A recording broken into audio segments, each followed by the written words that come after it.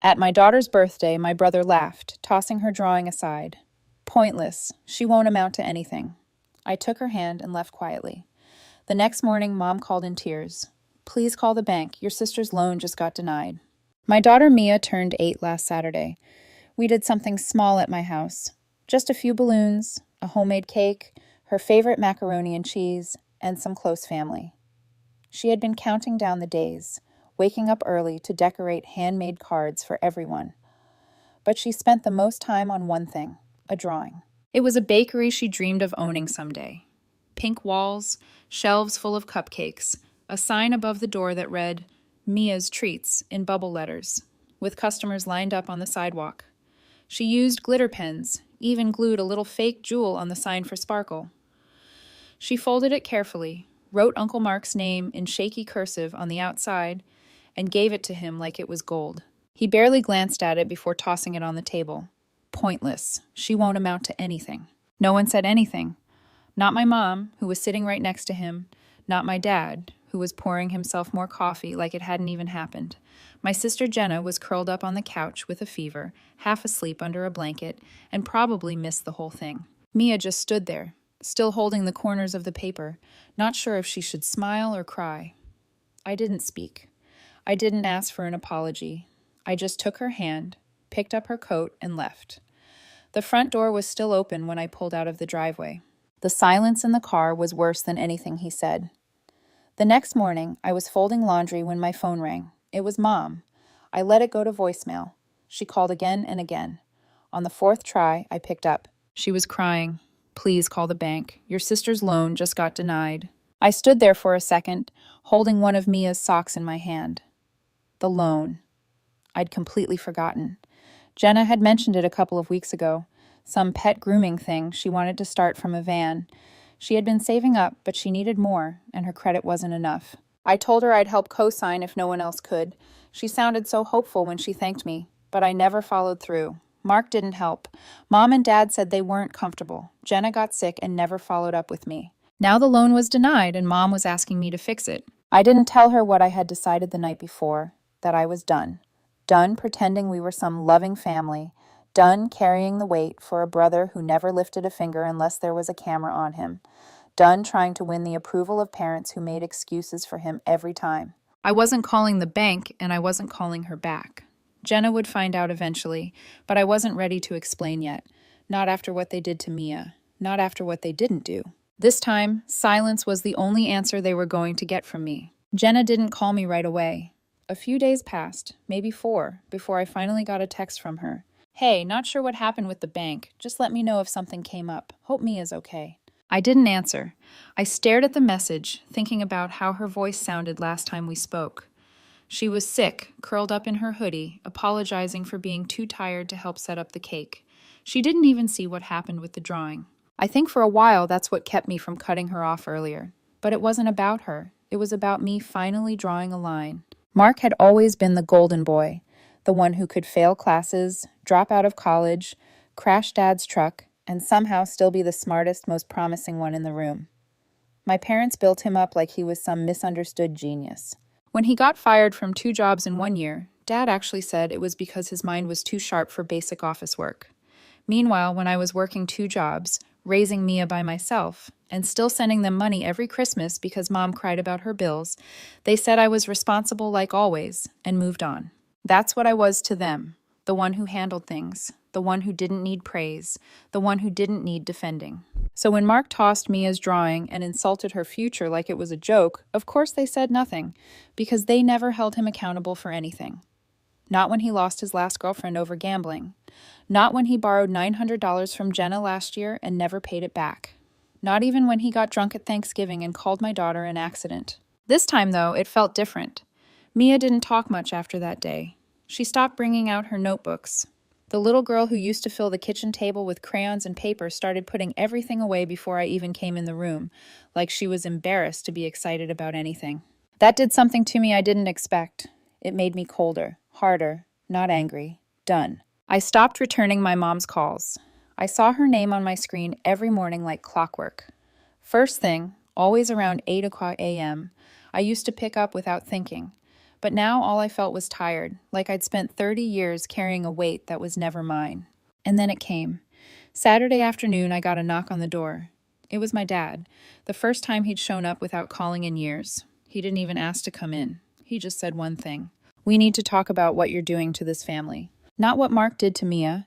Not why I left her birthday party without saying a word.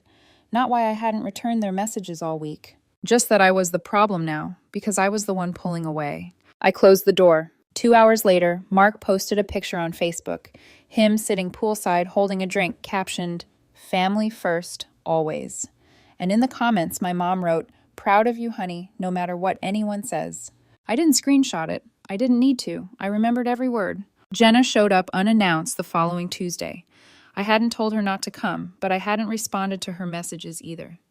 She stood on my porch holding a paper bag of Thai food, like she used to when we lived in that awful shared apartment in college. She looked tired, still pale from being sick, hair up in a messy bun, hoodie zipped to her neck like she was trying to keep from unraveling.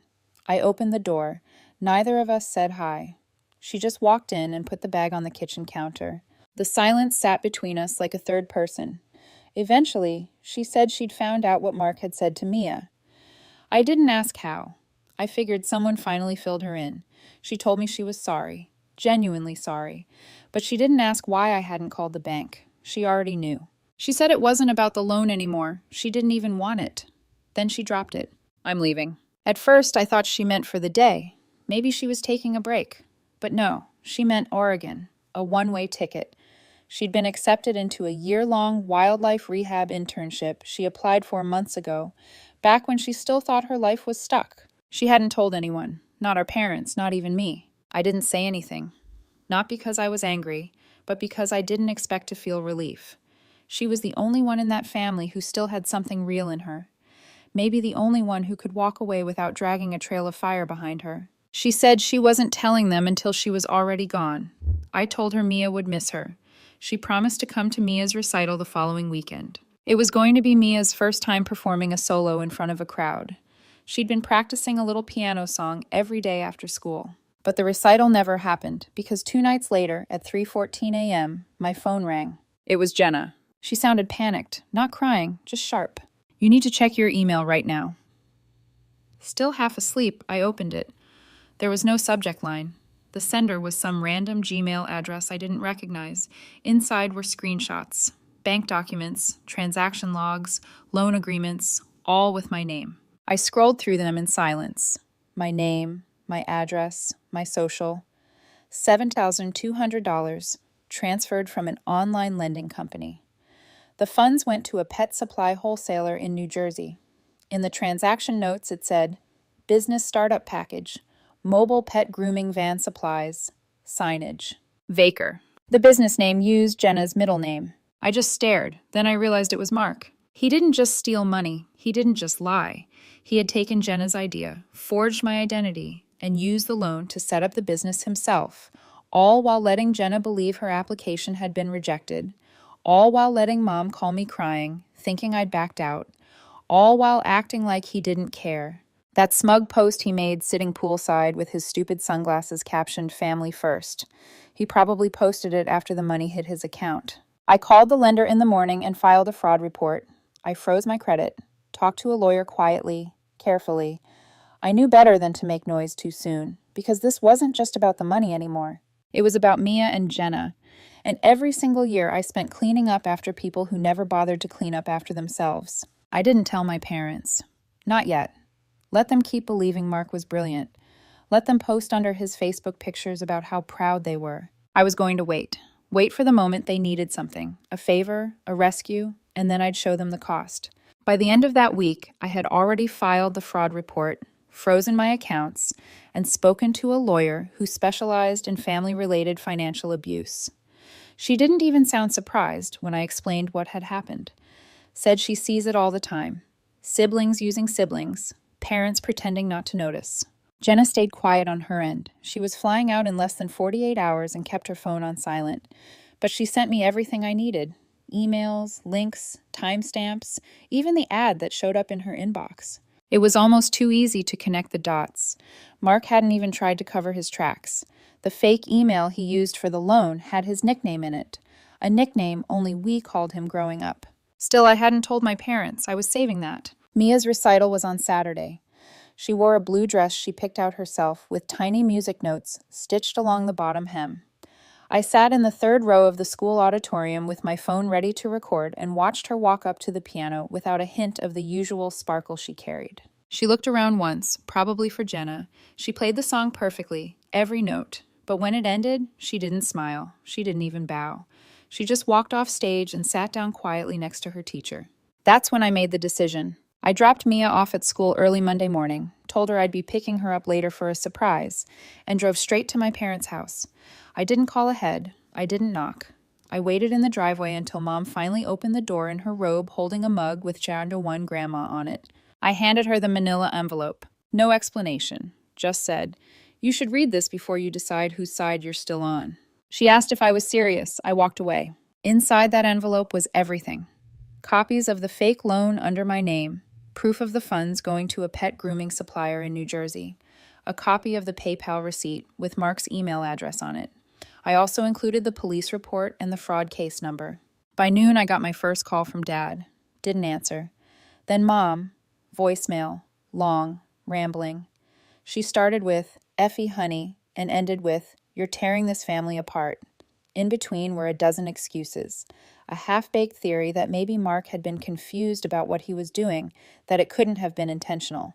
Not one mention of Mia, not one word about Jenna. Later that day, I saw that Mark's business page had quietly disappeared from Facebook, the one he had proudly called J&M Grooming, like Jenna had been involved.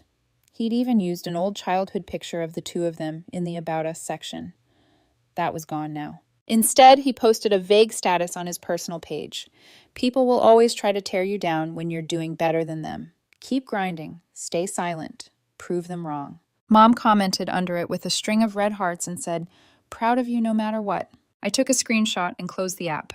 That night, I sat Mia down and told her we were going to visit a new school. One with an art program that didn't treat creativity like a side hobby, a place where her drawings wouldn't be called pointless. She asked if Aunt Jenna would be there. I told her no. Jenna had already left for Oregon that morning. She texted me from the airport. "Take care of Mia. I'm proud of you." I told Mia that too. The next morning, I called my accountant and canceled every financial tie I still had to my parents. I had once added them to my backup card in case of emergencies. They'd used it last month to buy concert tickets and dinner. I shut it down. I removed them as emergency contacts on my business accounts. Changed the lockbox code at my office. I didn't even tell them. Let them find out when they tried to reach. Mark called 3 days later. I didn't answer. He left a voicemail. All he said was, "You're going to regret this." I didn't play it twice. I blocked him and deleted it. If there was any regret, it was that I hadn't done this sooner. The week after I blocked Mark, things got quiet. Too quiet. No more calls from Dad. No voicemails from Mom. Not even one of those weird passive-aggressive texts she usually sent, pretending everything was fine while slipping in guilt like seasoning. It was like the whole family had gone radio silent. I should have known that meant they were planning something. Friday afternoon, I got an email from a lawyer. Not mine. Some guy with a last name that sounded like a real estate agency. Apparently, Mark was disputing the fraud claim. He claimed the loan was a family business arrangement and that I had given him permission over the phone. There was no call, no agreement, no text, no document, nothing. And worse, he was using my parents to back up the story. They submitted statements saying I had verbally supported Mark's idea, that I had once mentioned wanting to invest in something general related, and that Mark just took initiative. They weren't just covering for him. They were trying to trap me in it. I called my lawyer. She wasn't surprised, said we'd be fine, said people like Mark always try to turn the tables once they're backed into a corner. But still, I sat there for a full hour afterwards staring at nothing, while Mia colored next to me humming a song from a cartoon I didn't recognize. That night, I told her we were going on a weekend trip, just the two of us. I booked a last-minute Airbnb by the coast, packed a couple of bags, and drove 3 hours without checking my phone once. We walked along the beach, ate overpriced grilled cheese. She brought her sketchbook again, the first time in weeks. When we got home Sunday evening, there was a letter taped to my front door. It was from Mom. She didn't even bother putting it in an envelope. Just folded a printed Word doc in half and taped it to the glass like a notice from the city. In it, she said she was heartbroken over how far I'd taken things, that family doesn't press charges, that Mark had always looked up to me, and that this was just me misunderstanding his intentions. But the last paragraph was the worst part. She said Mia had always been sensitive, and that maybe it was time I stopped putting so many big dreams in her head, that it was setting her up for disappointment. I sat down on the floor, letter still in hand, while Mia ran to her room to show me a drawing she made of the beach. And that's when I made the final decision. I wasn't cutting them off. They were already gone. Monday morning, I closed out the last shared file in the family Google Drive. They had my name on it. I deleted every photo I was in from the shared album. I left the family group chat without saying a word. Changed my locks just in case. When the lawyer called later that day and asked how I wanted to proceed, I said plainly, "We press charges." Jenna texted me that evening from Oregon. "I heard. Are you okay?" I told her the truth. I felt like I could finally breathe. And then she said something I wasn't expecting. "You know, he never wanted the grooming van. He just didn't want me to have it first." It made everything even clearer. This was never about business. This was about control, about ego, about them needing me to stay where they were comfortable, always giving, never asking, never fighting back. But now they had lost that version of me, and soon they'd lose everything else too. 3 weeks after filing the official fraud complaint, I got the confirmation. The case was moving forward. The lender accepted the evidence. Mark was being investigated for identity theft. The funds were flagged. A court date was being scheduled. I didn't tell anyone in the family. Let them hear it from the knock on their door, the call they didn't expect, the paper they had to sign. I was done doing the emotional labor of warning people about the consequences of their own choices. What surprised me most was how quickly my parents turned from silent to desperate. Mom called from a new number, left a voicemail. She was sobbing again, but this time it sounded hollow, almost rehearsed. She said they were being dragged into something they never asked for, that they were just trying to keep the family together, and now they were at risk of losing everything. Then came the email from Dad, a full page. No greeting, no apology, just a request for financial help. Apparently, their mortgage was in trouble. That same week, I got a message from Mia's school. There had been an incident. Some girl pushed her on the playground. When the teacher asked why, the girl said, "Because her uncle's a thief and her family's in trouble." The girl's mom works at the bank. She'd overheard something at home. Mia didn't cry. Didn't even tell me herself. The teacher did. Mia said she didn't care. But that night, I saw her quietly put away her sketchbook again. That was it. I didn't call Mom. I didn't respond to Dad. I didn't send money. Not even when they started messaging from fake Facebook accounts pretending to be distant relatives. I blocked each one. And then I made it permanent. I updated my will. I removed their names from every document they were ever on. Insurance, business emergency contacts, Mia's guardianship forms. I called the school, had them taken off the authorized pickup list, changed passwords, closed the old email I'd had since college, told Mia we were starting fresh. The final nail came when Mom showed up outside Mia's school. She wasn't allowed on school grounds, not anymore, but she stood across the street holding a bouquet of grocery store flowers. When Mia saw her through the window, she didn't run out. She didn't wave. She looked at me and asked, "Can we just go home?" I said yes. Mom never came back. 2 months later, the fraud case closed. The lender dropped the claim against me, confirmed Mark as the sole responsible party. He was ordered to pay it back. He didn't show up to the hearing. A warrant was issued. His Facebook disappeared. I never heard from him again. Jenna still writes from Oregon. She's working with injured foxes now. Sent Mia a birthday card with a hand-drawn raccoon on the front. Mia taped it above her bed. As for me, I got accepted into a small business mentorship program for single mothers. I didn't even apply. One of my clients nominated me. The new school accepted Mia on a full scholarship.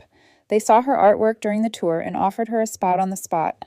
She's drawing again. She's laughing again. Sometimes she still asks why people like Uncle Mark are mean, why Grandma never says sorry. I tell her the truth. Some people only know how to love you when you're small, when you stay quiet, when you give without asking for anything back. But once you stand up, once you ask for more, they can't love that version of you. And that's okay because we love this version of us. And that's the end.